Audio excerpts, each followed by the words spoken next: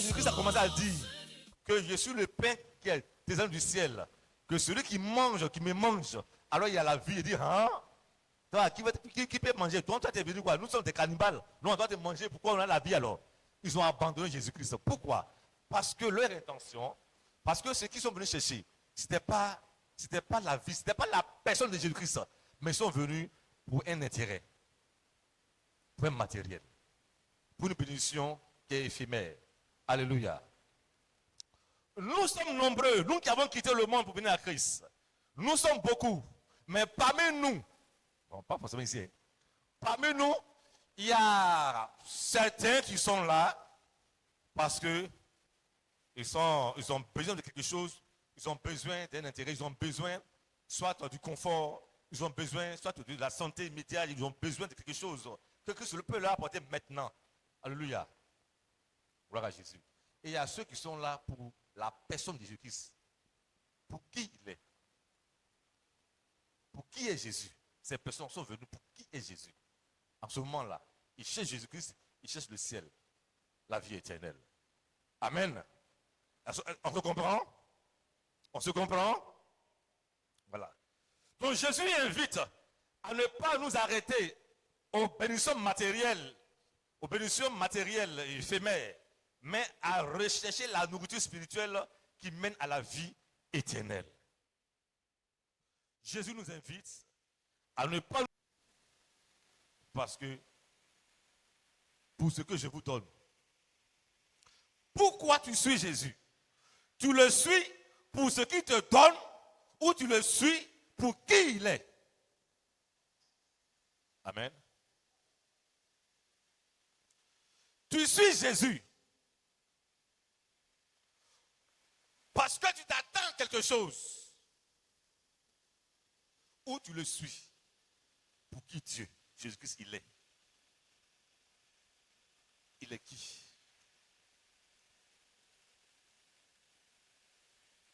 Gloire à Jésus. Pour toi, Jésus est qui?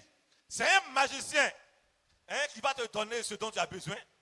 Ou c'est celui qui donne la vie? Tu le suis parce que tu veux gagner le ciel. Gloire à Jésus. Des gens font souvent l'erreur de confondre la raison et le but. Amen. La raison et le but. Ces deux expressions se ressemblent, mais ne sont pas pareilles. Alléluia. Ces deux expressions se ressemblent, mais elles ne sont pas pareilles. Le but, quand on parle du but, on parle du futur. Alléluia. Où est-ce que tu vas? Qu'est-ce que tu veux obtenir? Quel est ton objectif? Quelle est l'attente? C'est le but, c'est le futur. Mais la raison, c'est le passé, le présent. Amen. Il n'y a pas d'exemple terre à terre. Actuellement, il y a des embouteillages partout. Hein. Amen. Donc, il peut dire, je me presse car il y a l'embouteillage. Car il y a des embouteillages. Je me presse car il y a des embouteillages. Ici, là, c'est la raison. La raison, c'est le présent. Ce qui se passe dans le présent, là, c'est les embouteillages. Alors, je me presse pour venir à l'église, pour ne pas rester en retard, c'est la raison. Ça explique pourquoi que je suis pressé. Les embouteillages. Amen. On se comprend? Mais le but, c'est quelqu'un qui, j'étudie pour réussir. Donc pour réussir, c'est le but. Je dois étudier. Amen. C'est la différence que nous n'avons pas à faire souvent, qui fait que même on confond souvent la vision et la mission. Amen. Quelqu'un qui dit, bon, je vais à l'évangélisation, ou bien nous allons à l'évangélisation pour gagner beaucoup d'âmes. Ici, c'est la vision ou c'est la mission. Je vais à l'évangélisation, nous partons à l'évangélisation pour gagner beaucoup d'âmes, pour que l'église soit remplie. C'est quoi? La vision, c'est... Ancien, c'est la mission. Ce n'est pas la vision. C'est une mission. Nous allons à l'évangélisation pour gagner plus d'âmes. C'est une mission, ce n'est pas une vision. La vision, c'est que ces personnes que tu veux gagner aillent au ciel. Le but que tu veux atteindre, c'est de les voir sauvés. C'est ça qui est le but. Mais aller, c'est la vision. Je prends un exemple encore, plus banal. Dans une entreprise, voilà. Le chef de l'entreprise dit que je veux gagner beaucoup d'argent, je veux beaucoup de profit, avoir beaucoup d'argent. C'est quoi? C'est la vision ou c'est quoi? Hein, c'est la vision. Sois béni.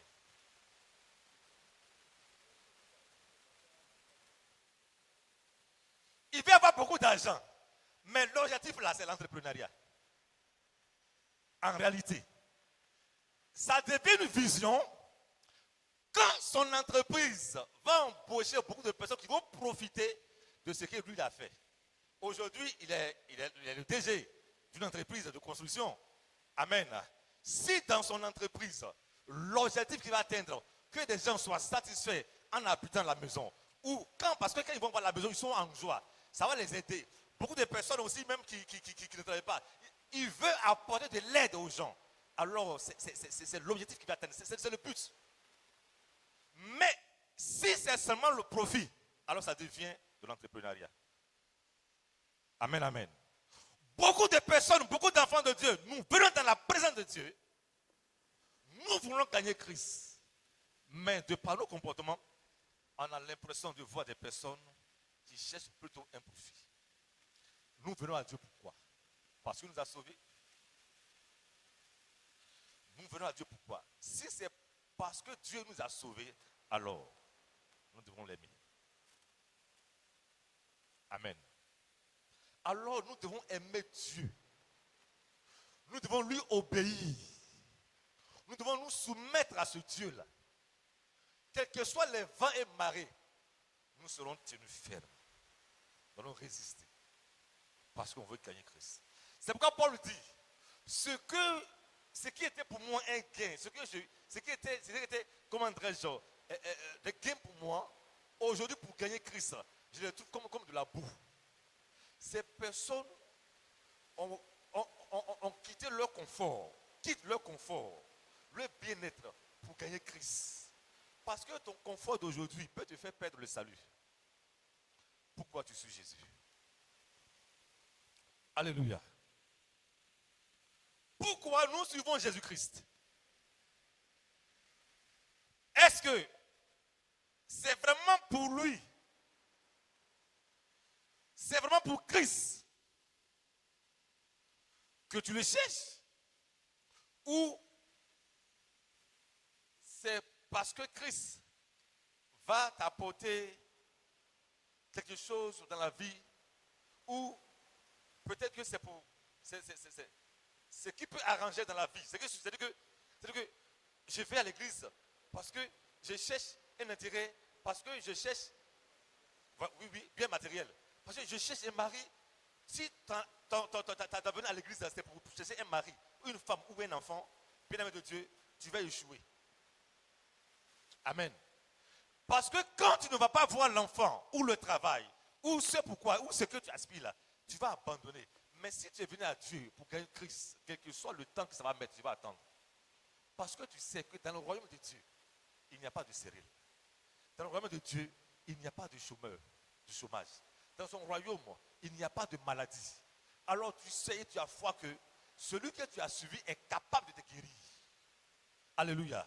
Quel que soit le temps que ça va mettre, lui Dieu, il va te guérir. Gloire à Jésus. Il peut ne pas te guérir aujourd'hui. Mais sa grâce, comme dit Paul, ma grâce te suffit. Amen. Pourquoi? Parce qu'il sait que s'il t'a guéri, tu vas l'abandonner. Alors il va laisser ce mal en toi. Paul est celui qui a plus servi, il a plus travaillé. On va voir ça tout à l'heure. Pourquoi? Parce que, mais ce que je suis aujourd'hui, c'est la grâce de Dieu. La grâce, c'est par la grâce que je suis ce que je suis. J'étais perdu hier. La grâce de Dieu m'a localisé. Sa grâce m'a sauvé. Alors je dois servir Dieu par reconnaissance. Il dit travailler. Non pas pour la nourriture qui périt, mais ce qui va au ciel. Relis le passage. Car par la grâce de Dieu. 1 Corinthiens 15, verset 10. Par la grâce de Dieu, je suis ce que je suis. Par la grâce de Dieu, je suis ce que je suis. Et sa grâce envers moi n'a pas été vaine. Sa grâce envers moi n'a pas été vaine. Loin de là. Loin de là. J'ai travaillé plus que tous. J'ai travaillé plus que tous. Non pas moi. Non pas moi. Toutefois. Mais la grâce de Dieu qui est avec moi. La grâce de Dieu qui est avec moi. Alléluia. Ici, il dit la première grâce, c'était le fondement de l'identité. Amen. La deuxième grâce, dans ce passage-là, c'est la grâce comme source moteur d'action. Alléluia. Je vais expliquer.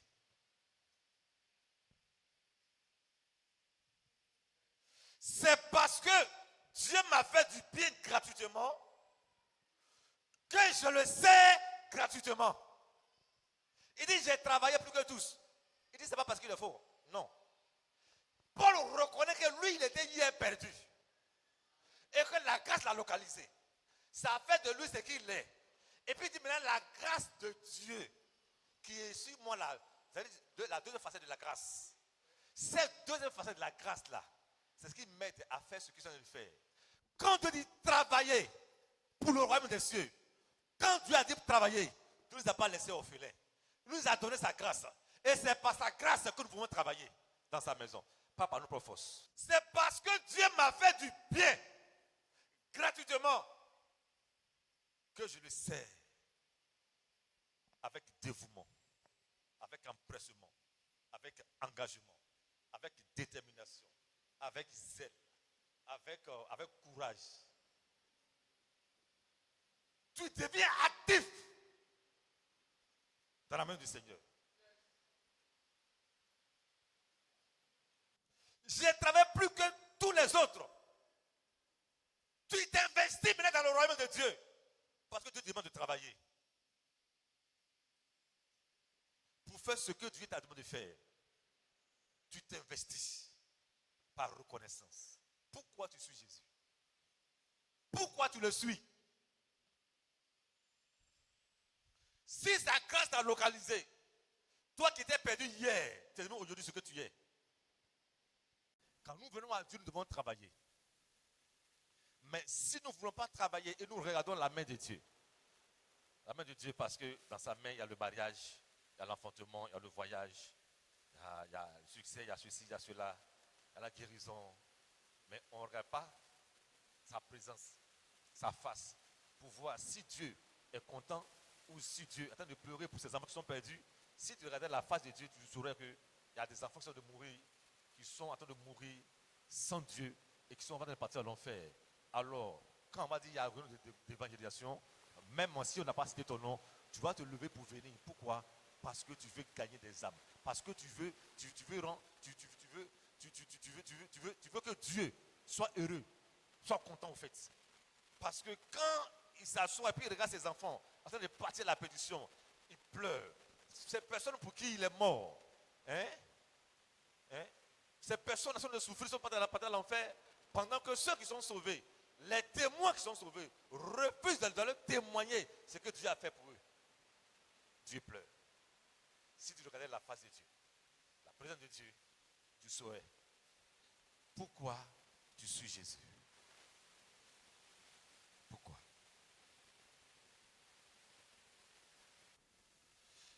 richesse, la réussite, la santé, le confort.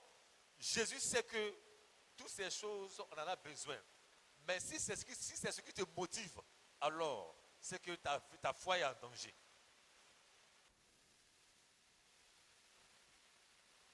Nous avons la foi, c'est vrai. Mais parmi nous, il y a des gens qui ont une foi qui agit agissante et d'autres ont la foi intéressée. La foi intéressée, c'est ce qu'on attend de Dieu. Il faut donne-moi, donne-moi, donne-moi, donne-moi, donne-moi. Mais la foi agissante, on sait que Dieu m'a fait, Dieu m'a sauvé. Alors moi je suis me lever pour faire pour Dieu. Pour gagner les âmes. Pour prier pour les malades. Pour prier pour les gens qui ne sont pas à Dieu. Pour aider des personnes qui ont le besoin. Alléluia. Quand nous cherchons Dieu de cette manière, alors notre foi agit. Nous avons une foi agissante. Mais la foi est intéressée. La foi intéressée cherche son intérêt. Cherche son intérêt. Je veux. Je veux. Je veux. Je veux. Je veux. Selon Jean 6, le vrai miracle, ce n'est pas le pain multiplié. Le vrai miracle, ce n'est pas le pain multiplié.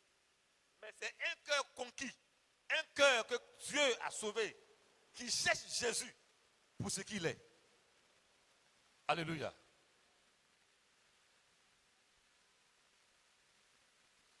Si nous suivons Dieu pour ce qu'il a fait pour nous, tu veux écrire? Ok.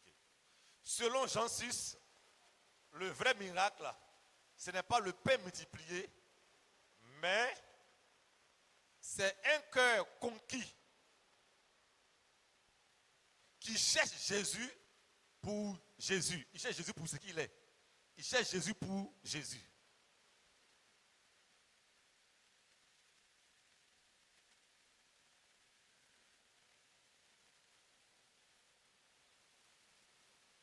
Alléluia. On va voir un passage. Luc chapitre 17. Le verset 12 à 19. On va lire. Luc chapitre 17, verset 12 à 19.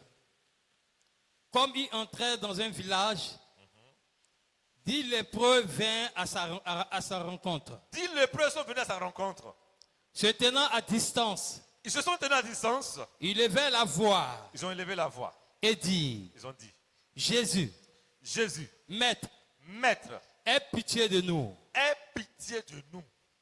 Dès qu'il les a vus, Dès qu'il les eut vus, les eut vus, il leur dit, allez, vous montrer au sacrificateur. Et pendant qu'il allait, ils arriva qu'il fut guéri. L'un d'eux, se voyant guéri, revint sur ses pas, glorifiant Dieu à haute voix. Il tomba sur sa face aux pieds de Jésus. oui, Et lui dit, grâce. Et il lui rendit grâce. C'était un Samaritain. Jésus prenant la parole dit, les 10 n'ont-ils pas été guéris? Et les 9 autres, où sont-ils? où sont-ils? Ne s'est-il trouvé que cet étranger pour revenir et donner gloire à Dieu? Puis il lui dit, lève-toi, va, ta foi t'a sauvé. Amen. Ici, c'est l'histoire des 10 lépreux. Ils sont venus à Jésus. Alléluia. Parce que en Israël, un lépreux était contraint de rester à distance.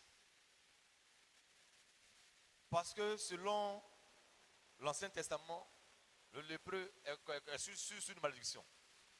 Même quand Israël est rentré à Canaan, Dieu leur dit, quand vous allez rentrer dans une maison, et que vous rentrez dans la maison, vous verrez qu'il y a la moisissure sur la maison, grattez. C'est-à-dire qu'enlever le mortier. C'est-à-dire que le mortier, c'est le ciment qu'on a fait pour faire crépissage. Grattez. Si après 7 jours, les mêmes taches vertes, si ça revient, alors vous sortez, vous partez voir le sacrificateur. pendant 7 jours, il va purifier la maison. Si la maison, après la purification, si les moisissures ont disparu, alors vous rentrez dans la maison.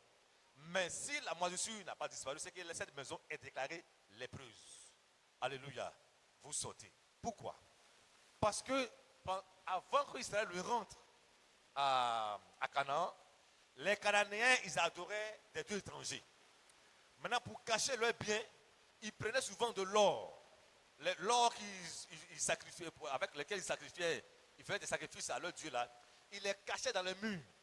Et puis, ils mettaient le crépissage dessus. Alléluia.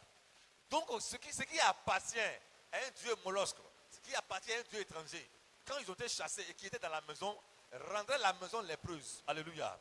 Nous sommes sortis dans de différentes familles où les adorations des familles, les pratiques d'idolâtrie ont fait que nos vies, ou la maison dans laquelle était lépreuse. Alléluia. On ne pouvait rien. On était lépreuse du fait qu'on ne pouvait pas même réussir. On ne pouvait pas se marier. On ne pouvait pas voyager. Pourquoi? Parce qu'il y avait une lèvre de malédiction sur nous. Gloire à Jésus. Quand nous sommes venus à Christ, comme ces 10 personnes, ils sont venus à Dieu. Oui, elles sont venues à Dieu. Qu'est-ce qu'elles ont fait? Ensemble, elles ont crié à Dieu. Gloire à Jésus. Mais malheureusement, il y a dans l'église des personnes se réunissent souvent pour faire du ragot, pour faire quoi? Pour faire un peu papatoya, pour faire des clans, pour critiquer les gens. Alléluia. Ces personnes-là, ils souffraient du même mal. Alors, par la loi de la correspondance, ils se sont mis ensemble, ils sont partis à Dieu, ils ont crié à Dieu. Gloire à Jésus. Et Dieu leur dit, allez-y vous laver. Allez-y vous montrer au sacrificateur. En partant, ils ont été guéris. Alors, il y a un seul qui se retournait, est venu dire merci à Dieu pour ce qu'il a fait pour lui. Alléluia. Nous suivons Dieu par reconnaissance pour ce que Dieu a fait pour nous. Ce lépreux, cet étranger, ce samaritain, il était reconnaissant envers Dieu. Il était reconnaissant. La reconnaissance doit nous amener à suivre Dieu, à chercher Dieu, à adorer Dieu. La reconnaissance fait de nous de vrais adorateurs. Merci Seigneur pour ce que tu as fait pour moi. Merci Seigneur parce que tu m'as sauvé. Merci Seigneur pour ce que tu as fait.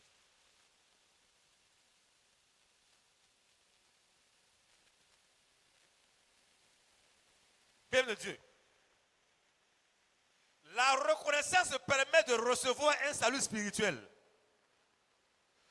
plus profond que la simple guérison physique. Je répète, la reconnaissance permet de recevoir un salut spirituel plus profond que la simple guérison physique. Ça veut dire que on peut recevoir la guérison physique et puis perdre son âme, perdre son salut. Jésus a dit à l'étranger, ta reconnaissance t'a sauvé. Ta foi t'a sauvé, ta reconnaissance t'a sauvé. Et ils sont partis. Quand tu suis Dieu pour ce qui est dans sa main, pour ton intérêt, après des miracles, tu vas retourner. Tu vas partir. Le fou de Gadara, il a dit à Jésus, je vais te suivre. C'est Jésus qui lui a dit non, retourne. Parce que Jésus-Christ avait une autre mission pour lui. La Bible déclare que quand le fou est parti, le fou guéri est parti, il a prêché dans 10 villes. Et les 10 villes ont été converties. C'était la mission que Christ lui avait assignée. Il est rentré dans la Décapole et il a prêché. Il était un témoin vivant. Ce que Christ a fait pour lui. Quand les gens l'ont vu, ils ont accepté de suivre Jésus-Christ de Nazareth. C'est la mission que Christ lui avait assignée. Sinon, il lui aurait dit, suis-moi. Quand nous voyons la belle-mère de Pierre, quand Christ est venu, elle était fiévreuse, elle était couchée malade. Mais quand Christ l'a guérie, Elle s'est levée pour servir le Seigneur. Par reconnaissance, pas par obligation. Gloire à Jésus. Quand tu sers Dieu par reconnaissance, alors tu es un vrai adorateur. Mais quand tu le fais par obligation, par devoir, c'est que tu n'as pas compris. Tu cherches le mérite. Tu cherches le mérite. Je vais faire ça et puis Dieu va me faire ça. Mais si tu le fais parce que Christ a déjà fait pour toi, tu as déjà tout donné, alors tu es un vrai adorateur de Dieu. Pourquoi tu suis Jésus? Tu peux avoir la guérison physique et perdre le salut.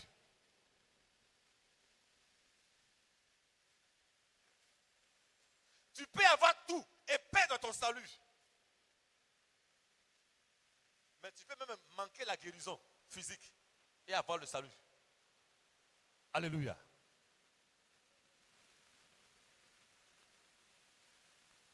On suit un homme par amour. On ne peut pas suivre quelqu'un qu'on ne connaît pas. On ne peut pas aimer quelqu'un qu'on ne connaît pas. Moussa Diallo. Qui est Moussa Diallo? Est-ce que ce Moussa Diallo il existe?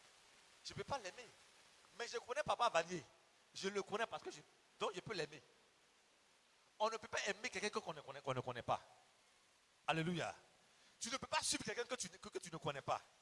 Moussa Diallo. Qui est Moussa Diallo? Il le suit pourquoi? Qu'est-ce qu'il veut m'apporter? Je le connais où? Il fait quoi? Amen. Nous suivons Jésus-Christ par reconnaissance. Par amour. Nous l'aimons. Alors, si c'est par amour que tu suis Jésus, alors tu as le zèle pour le servir. Tu as un esprit fervent pour le servir. Tu lui obéis et tu es soumis à ce Dieu.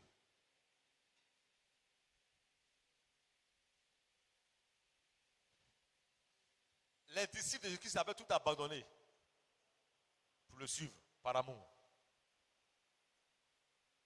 Pas pour un intérêt. Quand à un moment donné, Pierre m'a demandé, Seigneur, depuis on te suit là, nous on gagne quoi même?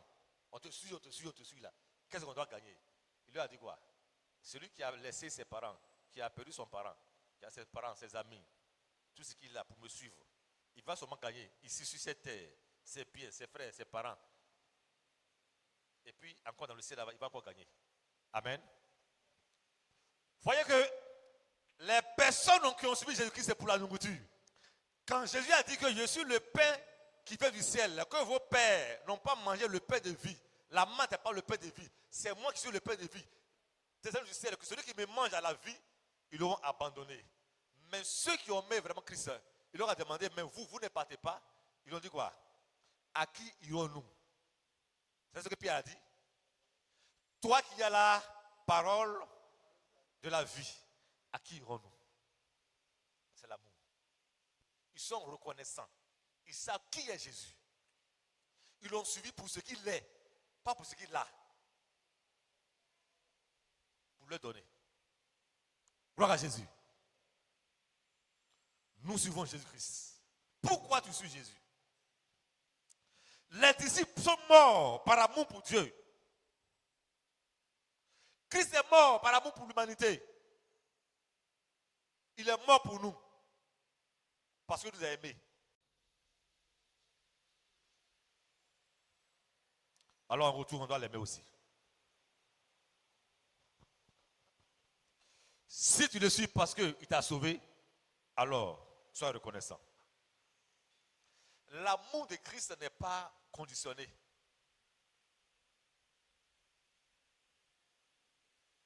Ce n'est pas un amour intéressé. C'est un amour désintéressé.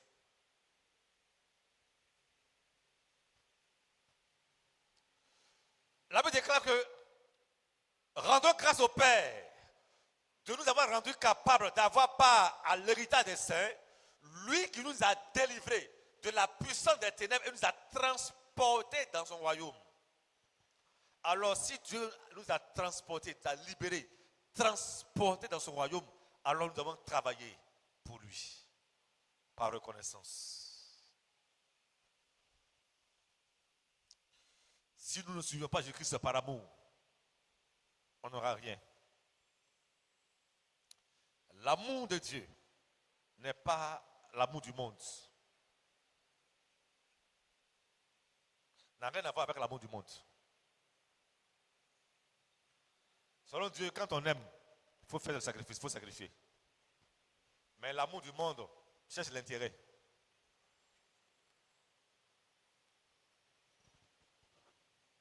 J'aime KF pour ce que KF me donne. C'est l'amour intéressé. Si je l'aime pour ce qu'il a fait pour moi, lui serait reconnaissant. Ce qui fait que souvent, quelqu'un peut nous faire du bien plusieurs fois. Mais le jour, il fait quelque chose de mal. On commence à le critiquer. On commence à dire, il est mauvais, lui là, c'est mauvais. Bon, on oublie ce que le monsieur a fait pour nous hier. Mais parce qu'aujourd'hui, il dit qu'il n'a pas les moyens de le faire. On le taxe de tout le nom. On le qualifie de tout le nom. On lui met une étiquette. On dit qu'il est mauvais. On passe partout. Dit à nos amis, à ses connaissances, lui là, il est mauvais. Mais on a oublié que hier, quand on n'a pas à manger, il nous a donné même 1 kilo de riz. Et on a dit merci à Dieu. À cause de ce kilo de riz là, on n'est pas mort de faim. On a oublié. L'ingratitude. Alléluia.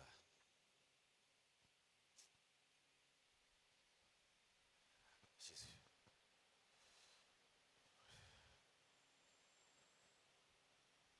Michal a servi Dieu, elle n'a pas fait d'enfant.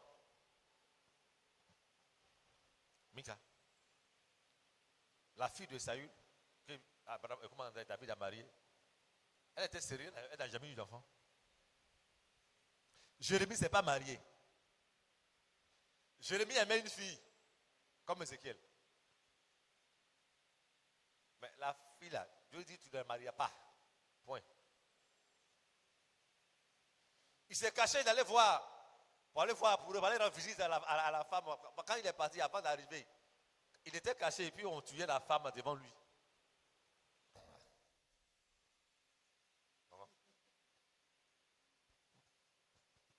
Mika n'a jamais eu d'enfant. Jérémie ne s'est jamais marié. Paul ne s'est jamais marié, mais Paul a servi le Seigneur. Alléluia. Il dit quoi? Travailler. Dieu dit travailler, c'est un impératif. Il dit travailler. Travailler. Alléluia. Mais quand Dieu dit travailler là, c'est pas parce qu'il nous regarde travailler, puis lui il est là, il s'est assis, puis il nous regarde. Non, non, non. Gloire à Jésus. Quand Dieu dit travailler, c'est parce que sa grâce nous accompagne. Alléluia. Sa grâce nous accompagne. On va lire un passage. On va voir quelque chose de bon, d'intéressant. Prends 1 Corinthiens 15, le verset 10. 1 Corinthiens 15, verset 10. Uh-huh. Par la grâce de Dieu, Par la grâce de Dieu, je suis ce que je suis. je suis ce que je suis aujourd'hui. Et sa grâce envers moi Sa grâce envers moi n'a pas été vaine. n'a pas été vaine. Loin de là, Loin de là, j'ai travaillé. j'ai travaillé. Plus que tous. Plus que tous. Non pas moi, Non pas moi, toutefois, mais la grâce de Dieu la grâce de Dieu qui est avec moi. qui est avec moi. Acclame le Seigneur. Paul nous parle ici de la grâce. Quand nous lisons ce passage, nous voyons que Paul a cité 3 fois la grâce. Alléluia. Gloire à Jésus. Amen. Il dit par la grâce de Dieu, je suis ce que je suis.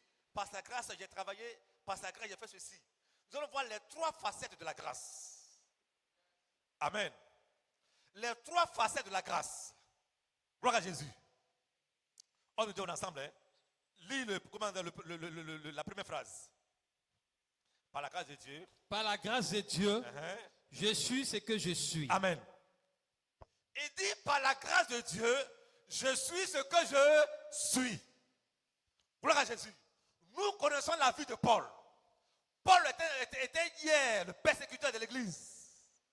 Gloire à Jésus. Hier, Paul était meurtrier. Il a participé à la mort d'Étienne. Alléluia. Gloire à Jésus. Toi et moi, hier, nous devions des prostituées. des vagabonds, des soulades, des soulades. Nous étions quoi? Des menteurs, des voleurs. Gloire à Jésus. Mais Paul dit, par la grâce de Dieu, je suis ce que je suis. Alléluia. La grâce comme fondement de l'identité. La grâce comme fondement de l'identité. Gloire à Jésus. Hier, nous étions des pécheurs. Par sa grâce, il est mort pour nous. Il est mort pour nous. Et par sa grâce, nous sommes sauvés. Alléluia. Alors, ce que nous sommes aujourd'hui, c'est la grâce de Dieu. C'est par la grâce de Dieu. Pas parce qu'on a mérité. Alléluia. Le fondement de l'identité, c'est la grâce. Je suis aujourd'hui ce que je suis. Si aujourd'hui, je sais plus quoi ils vont venir se tenir devant vous pour prêcher la parole de Dieu, ce que je suis aujourd'hui, c'est par la grâce de Dieu. Yeah.